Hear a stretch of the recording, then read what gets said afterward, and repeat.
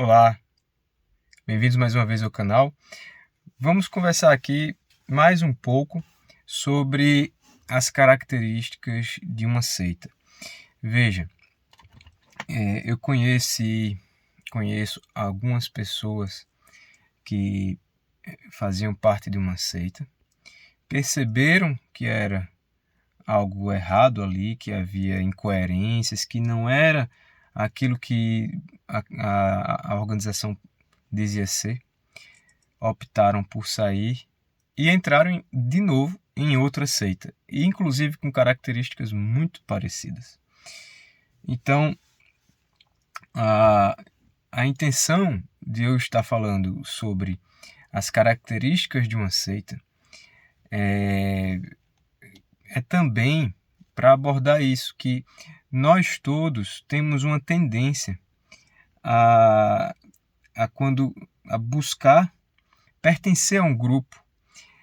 E quando temos uma fragilidade na vida, saímos de um grupo e estamos sós e sentimos aquele vazio, temos uma tendência a procurar nos aproximar de outro. Isso acontece muito. Às vezes, por exemplo, alguém que é molestado por um parceiro consegue finalmente se livrar daquilo dali, daquele relacionamento vicioso, e termina por encontrar outro parceiro que tem um comportamento parecido e entra mais uma vez nesse tipo de relação. Então, vamos conversar aqui um pouco sobre isso. Qual é o problema, então, de pertencer a uma seita? Deixa eu pertencer a uma seita, é escolha minha. Esse é um dos problemas, que o indivíduo, às vezes, pode até escolher pertencer a uma seita.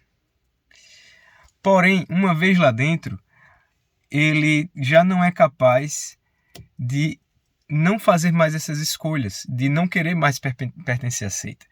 Porque numa seita começa a haver mecanismos psíquicos e espirituais que retiram da pessoa o discernimento e a volição de sair.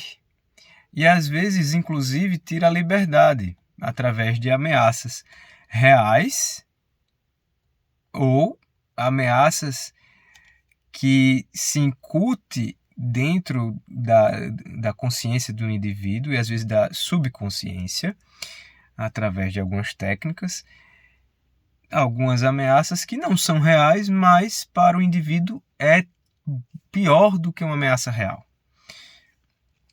Eu comentei algo sobre isso aqui no vídeo já faz algum tempo. Então, existe uma diferença da busca pela verdade e o sofrimento natural da vida ao viver em busca pela verdade, com a sensação de segurança e a sensação de ter um propósito. E a esquiva natural que nós temos da dor e a negação da dor, né? Que acontece alguma tragédia na nossa vida e nós começamos por negar que aquilo tenha acontecido e ter o desejo que não tenha acontecido, como a gente tentar se esquivar da dor. E então existe esses dois caminhos, a realidade e a ilusão. E muitas pessoas, muitos de nós, preferimos a ilusão. Só que a seita tem uma característica de retirar a escolha do indivíduo. Então o indivíduo até escolhe ser iludido, o indivíduo escolhe a ilusão, escolhe acreditar nas coisas daquela seita. Mas uma vez lá dentro, a seita, seja ela institucionalizada, seja ela acidental, ela retira do indivíduo a escolha de quais ilusões acreditar. A seita começa a colocar as ilusões do próprio cardápio para um indivíduo. Então o indivíduo pode escolher, olha, eu vou comer esse veneno aqui, vou Mas depois de um tempo que está lá dentro, o indivíduo não é quem escolhe mais. Então ele perde essa liberdade.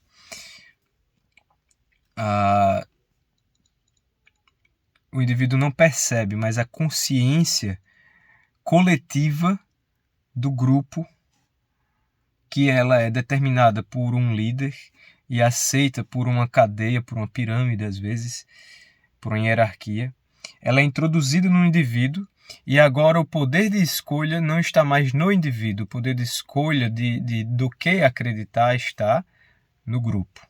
Então o grupo vai ditar quais ilusões a pessoa tem que acreditar, até aquelas que ele não escolheu, mas agora no pacote precisa ser, né?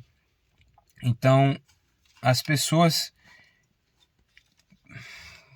às vezes querem um grupo que reine sobre elas. Ainda existe essa possibilidade. Então eu citei esses dois tipos de seitas, essas seitas que têm no seu método já institucionalizado por manuais, já o padrão de seita. Existem as acidentais, que é um grupo de uma instituição que não é uma seita, mas existe um grupo ali de um líder local ali que termina tornando aquela comunidade uma seita. Mas ainda existe a pessoa em si, que quer viver sendo controlado, quer viver sem estar buscando a realidade, quer viver nas ilusões. Então ela pode gerenciar a sua própria vida dentro daquele grupo para ela viver como se estivesse numa seita. E cegamente e acreditando em tudo que tem lá, e ela viver assim. Mas aí já é mais opção dela. Ela escolheu viver de olhos fechados por conta própria, né? Então existe ainda essa terceira possibilidade. A pessoa que vive desse jeito, né, dentro da seita, quer seja ela acidental, institucionalizada, ou ela quer instrumentalizar-se de um grupo para viver num ambiente de segurança intelectual, emocional, cognitiva, como numa seita, então ela nunca encontrará a verdade, porque ela não está procurando a verdade, ela está procurando aqueles conceitos que são agradáveis a ela mesma. Ela quer encontrar um grupo que tenha informações e um propósito que ela goste daquilo. Então, ela quer acreditar naquilo e se esforça para aquilo dali ser a verdade. E ela ter aquilo como verdade. Então, ainda que ela esteja acreditando em coisas que são verdadeiras, a busca pela verdade não aconteceu. Então, aquela pessoa não passou o amadurecimento necessário para que aquele real seja integrante de sua vida. Então, pertencer à seita desse jeito, ainda que esteja numa verdade, vivendo uma realidade, mas vivendo nessa atitude de submissão da sua própria cognição e consciência, ainda que esteja diante de uma verdade, ela está desesperada, porque ela não acredita na possibilidade da verdade. Ela quer que aquilo seja verdade. Ela quer que, mesmo que não seja verdade, que seja. Então, ainda que seja verdade mesmo, aquilo só é verdade porque ela está querendo que seja. Então, ela não encontrou. A busca não aconteceu. Então, ela continua no desespero, essa pessoa. Tá? Então, a verdade que de fato existe e que de fato vale a pena ser buscada, ela não acredita nisso. Ela não acredita que vai encontrar a verdade. Ela não acredita que o esforço vale a pena para encontrar a verdade. Ela tem medo de não encontrar e daí acredita e se esforça para acreditar num pacote. da seita. E aí essa descrença, esse desespero, ela entrega o locus da consciência daqui para fora, para aquele grupo dizer para mim as coisas em que devo acreditar, e eu acredito e transfiro a responsabilidade para eles. Uma seita institucionalizada, ela tem mecanismos para sequestrar esse movimento e aproveitar-se desse movimento que às vezes é pessoal, que a pessoa quer fazer isso, mas ela aproveita-se desse movimento da pessoa, e assim que a pessoa apresenta essa tendência, ela captura e sequestra e faz o movimento final. Então o amadurecimento não se iniciou, pois a pessoa entregou a alma ao grupo, para que o grupo molde a alma da pessoa. Então o indivíduo que faz isso não está fazendo o seu próprio amadurecimento.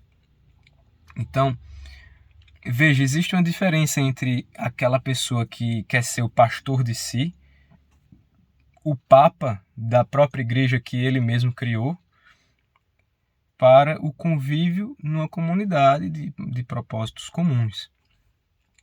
E ainda existe uma diferença disso para a seita, um grupo de abuso psicológico, um culto, um grupo de controle mental, né? Então, é necessário a gente também reconhecer a diferença entre esses três. A pessoa pode querer ser, por exemplo, um cristão desigrejado e achar que a igreja sou eu, a igreja somos nós, eu vou pegar a minha Bíblia, ler, interpretar do jeito que quero, e vou entender a realidade do jeito que eu bem entender e criar uma realidade do jeito que bem quer. Então, essa pessoa, ela não está em busca da verdade, ela está querendo satisfazer seus próprios interesses de como a realidade, como ele gostaria que a realidade fosse, né? E existe o convívio em um grupo e a pessoa ceder voluntariamente para o grupo aquelas coisas que são boas, aquelas coisas que são aproveitáveis porque a pessoa quer, e aproveitar também do grupo que o grupo tem voluntariamente para lhe ajudar, lhe socorrer. Mas isso é uma troca livre e a consciência sempre está dentro do próprio indivíduo e ele aceita a realidade de encontrar erros no grupo, de encontrar que existe alguma coisa errada ali, que uma pessoa que está numa posição de liderança cometeu algum erro, existe algum fato histórico do passado que precisa ser visto como um fato real e não mudar a narrativa. Então essa é uma das características de seita, é essa também. Eles são como aqueles vidros temperados, que a pessoa até usa para cortar carne, mas se quebrar num cantinho, se esfarela tudo, se espatifa tudo. Não sei se vocês já viram esse tipo de vidro, né? Então a seita é isso. A seita ela precisa estar toda inteirinha e o grupo não permite que ninguém veja uma falha. A seita é sempre perfeita. A seita não tem nada de errado nela e não se permite que a pessoa veja uma realidade. Sempre que alguém faz algum tipo de crítica, ela é persuadida a não ver aquele defeito e transformar toda a narrativa daquele evento específico para que o vidro da seita permaneça íntegro, né? Então, isso é um grande problema, porque isso gera conflitos na cognição do indivíduo que podem gerar ansiedade, depressão, medo, angústias. E isso leva a pessoa a ficar mais suscetível ainda aos mecanismos de controle que a seita tem, né? Então, essas diferenças nós precisamos identificar se queremos ir em busca da verdade e não viver em uma ilusão. Bom, vou deixar esse vídeo por aqui. Vamos conversar um pouco mais sobre isso em breve. Coloque aí seus comentários. Cite aí algum grupo que você acha que é seita, que você conseguiu sair, ou você conhece pessoas que estão. Se você conseguiu identificar algumas das características que nós já conversamos aqui em algum grupo, até breve, fiquem com Deus.